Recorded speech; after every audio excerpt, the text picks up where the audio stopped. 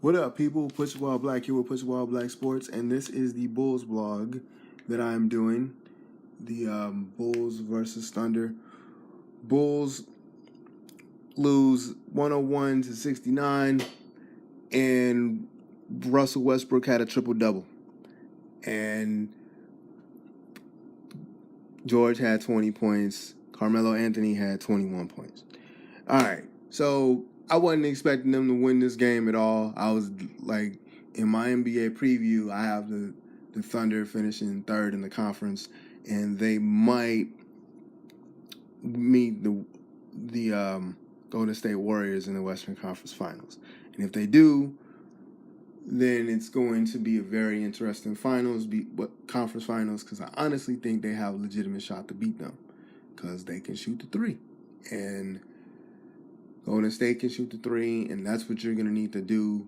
And you're also going to need to go inside to beat them, to beat them. And the Bulls, even though they want to run Golden State's offense, which is basically the point of this vlog, can't shoot threes consistently. All right, so there's not a lot of analyzing here. Bulls shot 6 for 11 from three-point range in the first quarter. They shot 0 for 8 in the second quarter, and they can't score when in half-court sets. The only time the Bulls really can consistently score is in transition, and I'm talking about regular 2-point field goals. The best point guard that we have, and I know Chris Dunn is coming back from a dislocated finger, you know what I'm saying, and he played okay. But your best point guard is K. Felder, period. Like, I'm tired of Jerry Grant. I'm tired of Denzel Valentine. Because you know what I need Denzel Valentine to do? Understand your role, please. Understand your role, and understand that you're basically the Swiss Army knife of the Bulls, which doesn't mean anything because the Bulls are bad. Denzel Valentine played decent today. He played decent. Or yesterday, because I'm doing this in the morning. He played decent in this game. There was one play, though, that I was like, you got to pay attention better. They had there was a steal by him, which was good. And he's also a good defender, so he can't beat out. He's not that bad. But there was a steal by him. He's running up the court. You got two Bulls, right? You decide, you got one Bull. I'm sorry. You got one Bull, and you see the pass. And instead of you doing the pass right away, so there's an easy transition bucket, you slow up, try to make a play, and then do the pass. You slow up trying to make a play, you think better of it, you make the pass, the defense catches up, and the possession is wasted. And it's like, come on, man. So you have, going back to my original point, though, you have point guards that are inconsistent. Jerry Grant he only scores if it's a 3-ball, and he's inconsistent from three, or it's in transition. Like if he gets a steal, or if it's transition, or if it's the last 3 to 5 minutes in the game and he's actually in the game, he'll go to the lane. They don't score in half court. They don't know what to do. And it's messed up because Robin Lopez is consistent. Like, here's the deal, and I'm trying not to be, super rant Bulls fan here, but the whole centers being dead thing, I get that. And Robin Lopez isn't a back to the basket, I'm going to give it to him for 20 or 30 times a game and he's going to go for 30. He isn't that. This offense isn't structured that way. But the reason why these offenses work, the reason why, like, the Golden State offense works, and the reason why looks like that are starting to happen in Houston, and there are certain, and everybody's looking at Golden State and trying to figure out ways to match offenses, is because Golden State has literally three All-Stars and 2 Hall of Famers. Okay, Steph Curry is a Hall of Famer, a future Hall of Famer, and he's an All-Star. Like, his range is crazy. You know what I'm saying? His percentage is crazy. His points that he's going to end up with for what he does is crazy. His 3-point baskets for what he does is crazy. Kevin Durant is a future Hall of Famer. And Klay Thompson is an All-Star and can probably start and dominate in any other team. When I say start and dominate, because he's starting now, obviously, but can probably dominate consistently on any other team. And you have now in Nick Young, a dude that could start on any team in this league and is the perfect dude for their bench. Anybody else trying to run that offense, you have to have at least 2 to 3 decent 3-point shooters. And you have to have a point guard that knows mismatches, and you have to have a point guard that moves it's not just about moving the ball. You got to know you also got to know who's the hot hand. Like, the Bulls are trying to run optionless ball. The Bulls are trying to run Golden State style offense, ball movement, 3-point first offense. Your best 3-point shooter is your rookie, and you barely give him the ball. Like Stacey King, and I feel bad for Stacey because he's paid to be the analyst for them and the color commentary guy, and it's bad because basketball sensibility says, okay, your 3-ball isn't working, go to the lane. Your 3-ball isn't working, go inside. Your 3-ball isn't working, do this. And they just don't. They just don't do it. And your basketball sensibilities also say that Lauri Markkanen is your best player, period. They're not even going. There's no option. He's not the option. He's basically, if he's open and they see him, hence, let me repeat myself. If he's open and they see him, because there have been times, especially this game, where he was open and they didn't see him. Jaren Grant didn't see him. Jaren Grant didn't pass him the ball.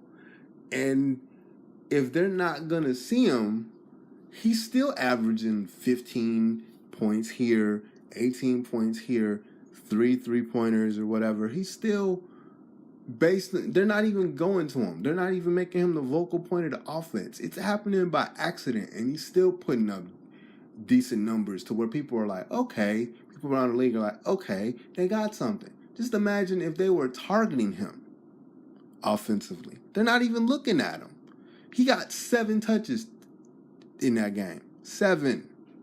He should at least have, Stacey King brought this up, he should at least have 15 to 18 touches a game, if not more, because he has a mid-range shot. You can basically watch. Fred Hoiberg is a bad coach. This is one of them situations where you're going to, like, anybody that looked at this game yesterday looks at Fred coach and at Fred Hoiberg and says, you're a bad coach because you did no adjustments. Like, it's OKC. I get it. OKC is better than you. OKC has basically they have 3 All-Stars and 2 Hall of Famers. Okay? And because Paul George is an All-Star, Carmelo Anthony and Paul George is an All-Star. I don't know if he's a Hall of Famer. Russell Westbrook and Carmelo Anthony are Hall of Famers. Period. They are. Okay? And they're supposed to beat the Bulls. But there are things because see, here's the deal. I know the Bulls are going to be bad. I have them winning 27 games because by pure luck, the way Fred Hoiberg runs his offense, runs the style of offense that he runs, you're going to shoot yourself into some games. Like, they just are. Somebody's going to have a hot night a couple times, and if they're not stupid, which I don't think they aren't stupid. I think they're a dumb basketball team. The Bulls are a dumb basketball team.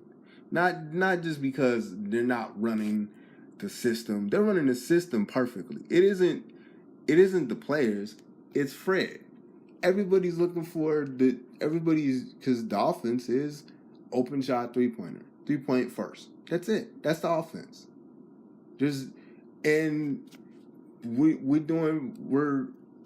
We're doing pick and pops for marketing sometimes, but then we're doing pick and pops for Lopez. Lopez can shoot the 3 a little bit, but I don't like him doing that shot. In half court sets, they don't know what to do. They try to force shots. Justin Holiday forces shots.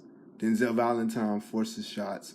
Darian Grant forces shots when he's not scared to shoot. You know what I'm saying?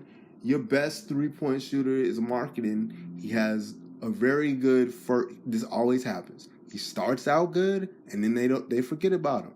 That means you're dumb. If you watch the broadcast, Stacey King says it all the time, and I agree.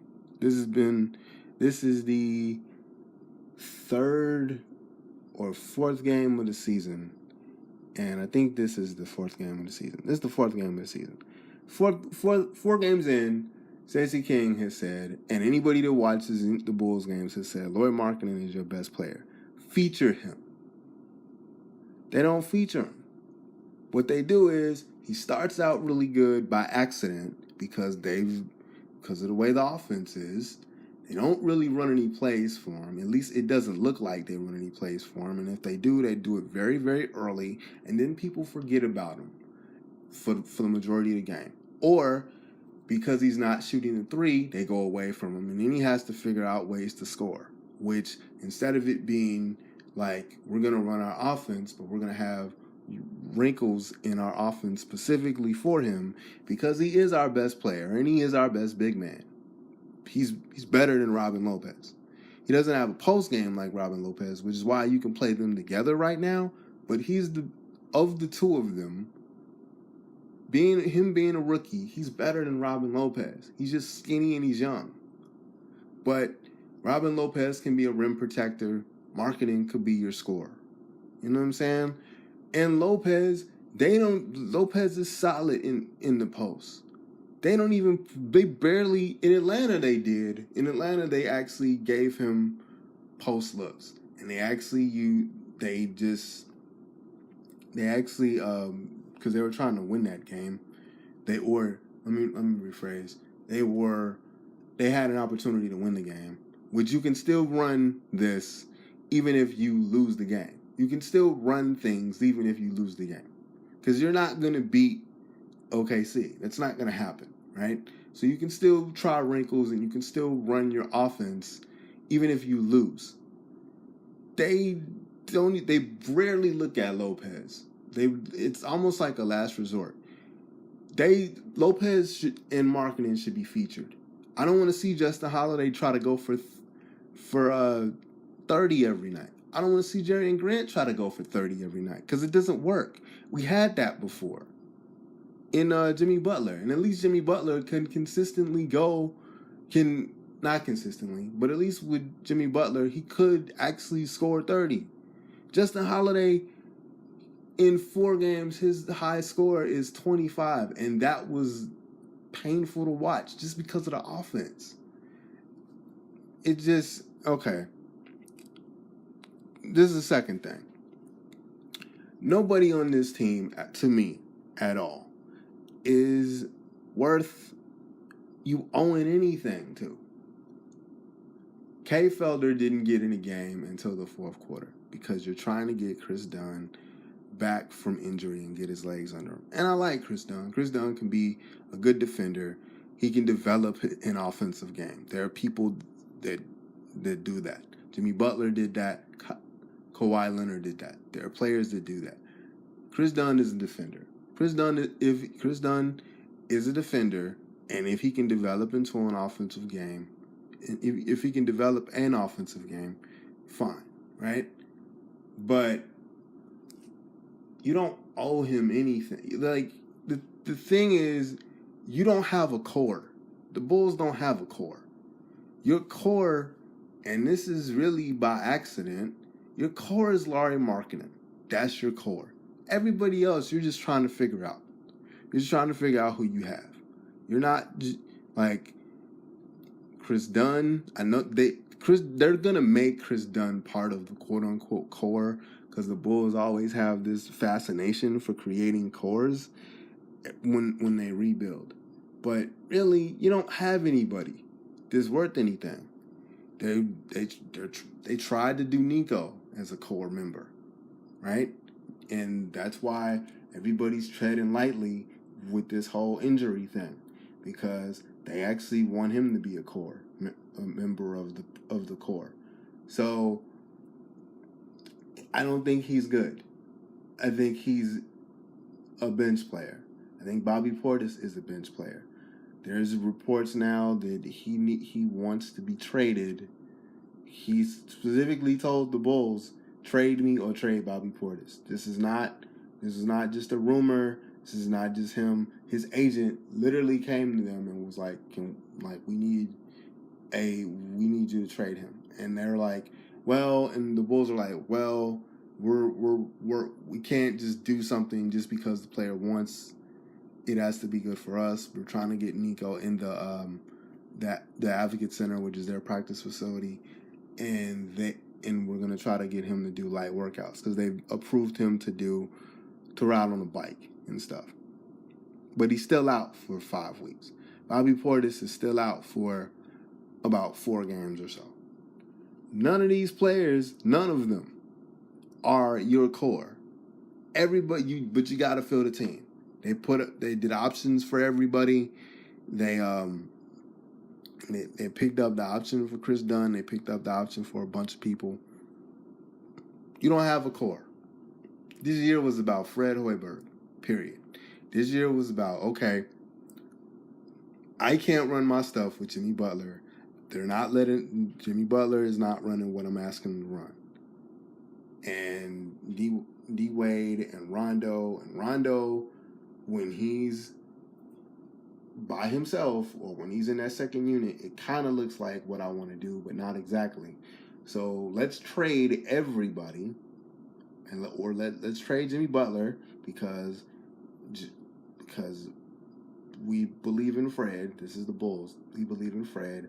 Fred can't coach him, right? So they've invested all this time and all this energy in Fred Hoiberg, and Fred Hoiberg is going to run this Golden State style offense with no three-point shooters. And the three-point shooter you do have, you don't feature. You just don't feature him. So this year is about him. This year is about him as a coach. This year is about the front office. You have no core. This isn't a developmental year. Matter of fact, this is a year where it doesn't matter, and I'm going to bring up this point too. You don't have anybody on your starting lineup other than Lauri Markkanen and Lopez, which, since you don't go inside to the big men very often, and your offense is guard intensive or athleticism intensive, it doesn't matter. So your best athlete is David Nwamba. Why is he not starting? Because Justin Holiday isn't as athletic as David Nwamba was or is. Why is he starting? Or why is David Nwamba not in a regular rotation? Because of the two of them, Justin's inconsistent, and I think Nwamba needs more development because him being that second unit, they don't have an option in the second unit. Like, unless there's some situations where there's a spark there, and he, like in Atlanta, he had a double-double. He was an energy guy off the bench. You don't have an energy starter. You don't have anybody on your starting five that in a half-court set or when you need offense, you can get offense from. You do, but you don't use them correctly. So since you want to be guard intensive here, or since you want to be like, wing intensive here, put Nwamba in there, because Justin Holiday is not that dude. And Jerian Grant is not that dude. He's only effective when it's transition. I don't know. It wasn't frustrating because they lost. It was frustrating because I was listening out, because I watched the game twice, which is why this is late. I watched the game once, and I was picking up some stuff, and I was seeing some stuff that I didn't like. And there was a run in the second quarter, and I was like, okay, let me see what happened. And I was hearing Stacey King talk about specific things, and I wanted to go back and I wanted to look at what he was talking about and what his major gripes was, which I mentioned in this video. It's not the players, man. It's not. It's the offense. Like I'm listening to what Stacey King was saying, and I'm listening to what what Neil Funk was saying, and it's like, that's the offense, man. That's what they wanted. That's what Fred wants to run. Fred wants to run that. Because really, like, ain't nobody on that team, like, freezing marketing out. Like, and I know he didn't make it seem like that, but they're like, the Bulls need to learn that marketing is your best player. Well, that's not the offense. The offense is whoever has the open shot, take the shot. So that's why you have guys taking stupid bad shots and not really in kind of fake rotating the ball, because it's like, okay, whoever's open, take the shot. Instead of whoever's open, take the shot, but we know that, and I know why Stacey King said it like that, because when you look at how Golden State runs that same offense, Golden State knows who has the hot hand. So if Curry that's why you see Curry having a crazy game, Clay having a crazy game, now Durant's having a crazy game. There's gonna be a time when off the bench, Nick Young is gonna have a crazy game, and they figure out who has a hot hand before they like in the first quarter or in the second quarter, and they feed that person the ball, or they make sure that, hey, JaVale McGee is doing crazy stuff defensively. Let's get him 10 points. Like, that's a veteran team. That's a veteran team. They all know each other. They're all cool. They all made a decision to, win a title, or, in this case, start a dynasty, because that's what's going to happen for the next 5 years. They're at least going to be in the finals for the next 5 years. So that's an old team full of veterans, and they got a way to do stuff, and it's like, this is how we do stuff. This is how everybody's going to get involved. Everybody's going to get theirs. This is a young team where basically the coach has said, okay, the offense is 3-point first, or open shot, take the shot. They're not running outside of perimeter plays. They're not running plays for each other. That's a young team. You can tell. That's why you can tell that everybody's kind of like, okay, I need to make my mark, because you got a coach that basically runs an offense like, okay, whoever is open, take the shot, and nobody's smart enough to see that, like, hey, marketing's cool with marketing has a good game, and OKC, they didn't stop him because he was still open, but in the beginning of the first quarter, the Bulls, OKC jumped from to a 15-3 run, and they closed on marketing a lot, and they switched on him a lot. So he wasn't getting as open as he was. He wasn't getting as wide open as he was when it comes to like screens and stuff. They were closing in on him, or they were running with him when he was trying to get open. So then in that case, you got to know what mismatches are. Like, you have to have a smart point guard, and you got to know what mismatches are. There were a couple times where Markkanen on offense, Markkanen had a point guard on him. Okay, Markkanen's 6'10", 6'11", all right? Pass him the ball. Even if he's defended by a point guard. Pass him the ball and let him shoot over somebody. Or take it to the lane. That's where the inexperience, and that's where when Stacey King talks about you got to realize who's your best player, that's where basketball IQ beats coaching.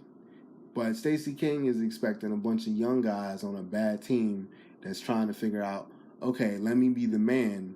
Now, I'm not saying nobody's trying to do this on purpose, but there's a lot of guys that are now getting their opportunity to be on a team and to make their mark. So it's like nobody's understanding, like, okay, Lauri Markkanen's our best player. Let's make sure he goes for 30 today or 25 or something. Like, he's putting up decent numbers or very good numbers by accident. They're not even featuring this kid. And if they featured him or they featured Lopez, there was a great play where Lopez was at the top of he wasn't at the top of the key, but he was at the top of the lane, right? Right before you get out to where the 3-point line is. He has the ball, and I think it was like a pick and pop, but Lauri Markkanen, it was him and Lauri Markkanen, and they did a pick and pop, and Lopez gave him the ball. Markkanen shoots a 3, nothing but net. You know what I'm saying? And I don't think that was designed. And if it was designed, that's what needs to be ran a lot. But it's not, because I don't think that they did that because Fred told them to. I just think that they did that because that was how the set was, and Lopez just did an intelligent play. I don't think Fred's a good coach, man. I just don't. I don't think he's good. I think he was overrated in Iowa State. I think he recruited well in Iowa State, but when he got to the tournament, he got his butt handed to him in the first round. Okay? And I think that Gar Forman wanted him, and they're trying their hardest to see if this dude is a decent coach and to see if this is their guy. And I don't think he is. And you're seeing it because the offense that he wants to run, he can't run it. And instead of just saying, okay, I'm going to run my stuff, but it isn't working, because he can make adjustments when the veterans are saying, we're not running this, right? He can put some Thibodeau stuff in the offense when Jimmy Butler and D. Wade, or Jimmy Butler is saying, I'm not running this, can we put some Tibbs stuff in there because this isn't working for me. But when it's a bunch of guys and you're trying to prove that you're a coach, you just want to run your stuff.